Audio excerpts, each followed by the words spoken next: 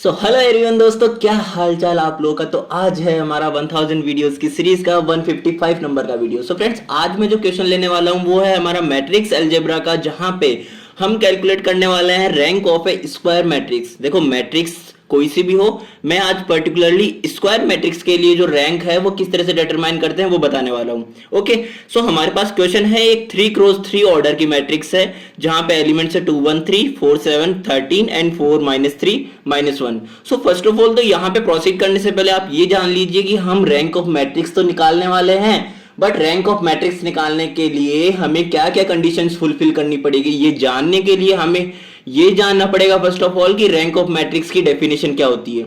So definition of rank of matrix के लिए अगर मैं कहूं कि ये हमारी ए मैट्रिक्स है, तो फर्स्ट ऑफ ऑल तो रैंक ऑफ मैट्रिक्स को डिनोट करते हैं रो ऑफ ए से। ओके, अब इसकी डेफिनेशन की बात करें तो the rank of A matrix is the largest order of a non zero minor of the matrix.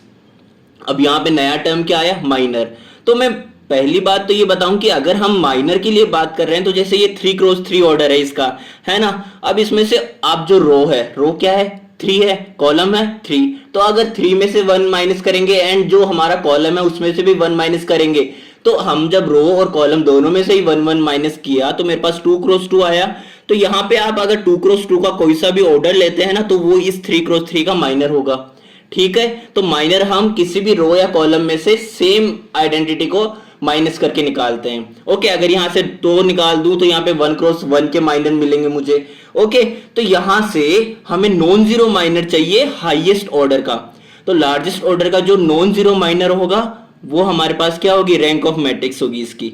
Okay, तो अगर मैं जनरल मेथड के लिए बात करूं, स्क्वायर मैट्रिक्स के लिए पर्टिकुलरली, तो मैं क्या कहूंगा कि मेरे पास में कोई एक स्क्वायर मैट्रिक्स है जिसका ऑर्डर है n क्रॉस n। अब मान के चलिए जो n क्रॉस n है, इसमें हमारे पास n क्रॉस n डिटर्मिनेंट जो है वो हमारा डजंट इक्वल टू 0 है, यानी कि नॉन जीरो माइनर आ गया यहाँ पे इटसेल्फ। n क्रॉस n जो ऑर्डर है वही नॉन जीरो आ गया। तो हम क्या कहेंगे कि जो हमारी रैंक ऑफ मैट्रिक्स है वो इसके ऑर्डर के इक्वल हो जाएगी डायरेक्ट, यानी कि अगर इसका ऑर्डर n क्रॉस n है तो इसका जो रैंक है वो n आ जाएगा। ओके, क्योंकि यहाँ पे हमें क्या मिल गया है, नॉन जीरो मिल गई इसकी डिटर्मिनेंट वैल्यू। अब मान के चलिए इसकी जस्ट ऑपोजिट कंडीशन, जहां पे मेरे पास n क्रॉस n ऑर्डर का जो ए मैट्रिक्स है उसका डिटर्मिनेंट वैल्यू इक्वल टू 0 आ गया, बट हमें तो रैंक ऑफ मैट्रिक्स निकालने के लिए क्या चाहिए, नॉन जीरो माइनर चाहिए। तो यहाँ पे तो 0 आ गया, तो इसका क्लियरली मतलब है कि इसका जो हमारा रैंक होगा वो इसके ऑर्डर से लेस देन होगा, यानी कि यहाँ पे n है तो n से तो कम ही होगा, ये तो डेफिनेटली मान के चलिए। ठीक है, तो यहाँ पे n से कम यानी कि n-1 और n-1 दोनों साइड जो रो है और कॉलम है दोनों साइड से मैंने 1 माइनस किया, एंड देन जो मेरे को मैट्रिक्स मिली है उसका मुझे डिटर्मिनेंट वैल्यू निकाला। तो मेरे पास अगर वो डजंट इक्वल टू 0 आ गया, इट मींस हमें यहाँ पे क्या मिल गया, नॉन जीरो माइनर। तो नॉन जीरो माइनर मिलते ही मैं क्या कहूंगा कि ये हमारे जो रैंक है इसकी, इसके ऑर्डर के इक्वल हो जाएगी। तो ऑर्डर क्या है, n-1। आती है बात समझ में। अब यहां से भी अगर आप आगे चलेंगे तो मैं सेम बात रिपीट करूंगा कि अगर n-1 भी मेरा 0 के इक्वल हो जाएगा तो हम प्रोसीड क्या करेंगे, n-2 की तरफ। n-2 क्रॉस n-2 ऑर्डर का जो हमारा मैट्रिक्स है उसके लिए हम डिटर्मिनेंट वैल्यू चेक करेंगे। ठीक है, तो ये तो है हमारा जनरल मेथड। अब हम आते हैं इसके प्रैक्टिकल मेथड पे। सो मैंने क्वेश्चन ले लिया है हमारा, अगेन जो ए मैट्रिक्स है उसको लिख लिया है। अब एक बार के लिए जो मैंने लास्ट पेज पे आपको बताया है ना जनरल मेथड, उसको अगर यहाँ पे मैं प्रैक्टिकल करके बताऊं कि मैंने जो बात बोली थी वो इसके रेफरेंस में कैसे लागू हो रही है यहाँ पे। ठीक है, तो अगर मैं ए मैट्रिक्स का यहाँ डिटर्मिनेंट निकालता हूं तो यहाँ पे क्या होगा, इसका वैल्यू जो है मेरे पास 0 के इक्वल आ रहा है। अब 0 के इक्वल आते ही ये चमकना चाहिए दिमाग में कि अगर 0 के इक्वल आ गया तो हमारे पास जो इसका ऑर्डर है 3, उसके इक्वल तो हमारी रैंक नहीं होने वाली। इसका मतलब है कि हमें 3 से कम ही मिलेगा इसका रैंक। ठीक है, आती है बात समझ में। तो हमें क्या करना पड़ेगा, जो 2x2 है उसके लिए डिटरमिनेंट वैल्यू चेक करनी पड़ेगी।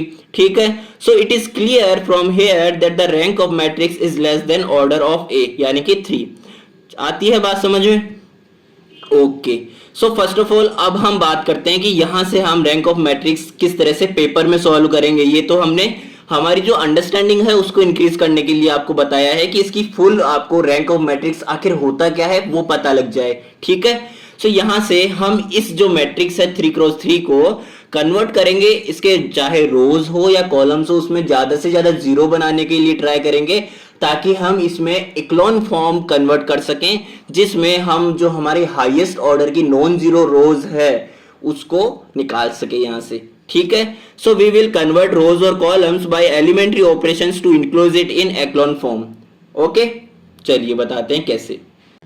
सो यहां से मैंने मैट्रिक्स ए के अंदर एलिमेंट्री ऑपरेशंस लगाने हैं, जिससे मैं ज्यादा से ज्यादा यहाँ पे रोज या कॉलम में जीरो पुट कर सकूं, जीरो कन्वर्ट कर सकूं या फिर जीरो में चेंजेस कर सकूं। ठीक है, तो यहाँ पे मैं फर्स्ट ऑफ ऑल तो जो हमें 4 और 4 दिख रहा है ना, ये देखते ही आपको चमक जाना चाहिए कि यहाँ पे अगर मैं R3 में ऑपरेशन लगाता हूं तो R3 माइनस R2 जब मैं करूंगा तो मेरे पास ये वाला जो एलिमेंट है ये जीरो हो जाएगा, 4 माइनस 4 जीरो हो जाएगा, -3 -7 -10 हो जाएगा, -1 -13 -14 हो जाएगा। तो मेरे को एक जीरो तो मिला। अब मेरे को आगे जो चीज देखनी है ना वो ये देखनी है कि मैं अगेन जीरो कैसे बना सकता हूं। यहाँ पे देखो, यहाँ पे R2 में अगेन जब आप 4 - 4 बना सकते हो यहाँ पे इससे 2 मल्टीप्लाई करके। अब इससे आप 2 मल्टीप्लाई करोगे तो ये पूरी जो रो है ये किससे मल्टीप्लाई होगी, 2 से मल्टीप्लाई होगी। तो मैं R2 में ऑपरेशन लगाऊंगा क्या, R2 minus 2 of R1। Okay, तो यहां से 4 - 4 जीरो आ जाएगा, 7 - 2 आ जाएगा 5, 13 - 6 आ जाएगा 7। ओके, अब यहाँ पे मुझे 2 जीरो मिल गए। आती है बात समझ में। अब देखो थोड़ा सा मौसम यहाँ पे सुहावना लग रहा है मेरे को। कैसे, देखो यहाँ पे -10 है, यहाँ -14 है, यहाँ 7 और 5 जो कि जस्ट इनके मल्टीपल है 2 टाइम्स। तो यहाँ पे मैं क्या कह सकता हूं कि अगर मैंने R3 जो हमारी रो है उसमें अगर इसका 2 टाइम्स जो है सेकंड रो के 2 टाइम्स को ऐड कर दिया तो ये जीरो हो जाएगा ना। R3 होएगा कि नहीं होएगा, देखो -10 + 10 क्या हो गया, जीरो, -14 + 14 जीरो हो जाएगा। तो मेरे पास फाइनली यहाँ पे मेरे पास एक जो रो है वो पूरी की पूरी किस में कन्वर्ट हो गई है, जीरो में कन्वर्ट हो गई है।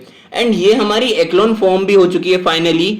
और अगर आपको एक्लोन फॉर्म क्या होती है उसकी कंडीशंस भी नहीं पता तो मैं यहाँ पे आपको हमारी टैब से एक्लोन फॉर्म की वीडियो भी अटैच कर दूंगा, वहां से आप देख सकते हैं कि एक्लोन फॉर्म क्या होती है। सो रैंक हम क्या बात करते हैं कि number of non zero rose in echelon form, जैसा कि मैंने डेफिनेशन में बताया था। तो यहाँ पे नॉन जीरो रोज कितनी है, 1 और 2, यानी कि हमारा रो ऑफ ए क्या हो गया, 2, because it contains 2 non zero रोज, जैसा कि मैंने कहा। अब जब हमारे पास रैंक ऑफ मैट्रिक्स किसी भी मैट्रिक्स का आ जाता है तो वहां से हम क्या क्या कंक्लूजन निकाल सकते हैं। देखिए यहाँ पे रैंक ऑफ मैट्रिक्स 2 आने का मतलब है कि इसमें 2 से ज्यादा ऑर्डर के जो भी हमारे पास मैट्रिक्स होगा, यानी कि यहाँ पे अवेलेबल तो 3x3 है जो कि ऑलरेडी जीरो है, हम ऑलरेडी चेक कर चुके हैं। एंड जो 2x2 है जो हमारा रैंक है उसकी इक्वल जो हमारे ऑर्डर के जितने भी माइनर होंगे ना यहाँ से वो सभी नॉन जीरो माइनर होंगे। तो ये है हमारा रैंक ऑफ मैट्रिक्स किस तरह से डिटरमाइन करते हैं, स्क्वायर मैट्रिक्स का वीडियो। मिलते हैं हमारे नेक्स्ट वीडियो में। थैंक यू सो मच देखने के लिए।